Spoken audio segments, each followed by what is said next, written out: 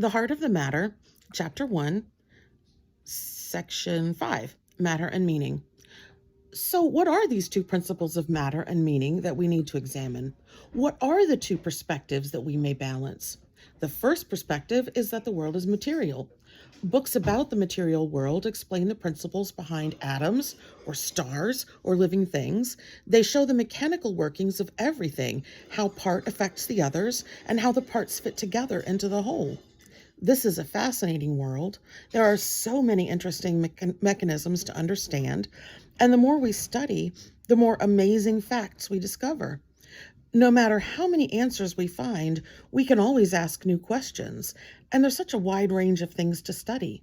We can look at subatomic particles, we can look at galactic clusters, and we can look at the wide range of phenomena in between.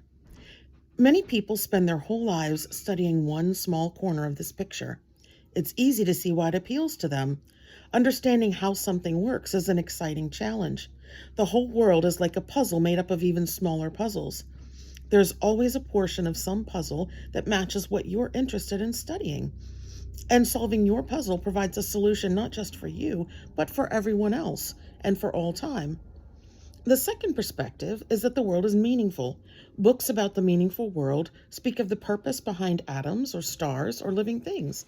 They discuss the value of everything, how each part affects the others, and how the parts fit together into the whole. This is also a fascinating world. The questions are so deep and complicated, and the longer you look at them, the deeper they get.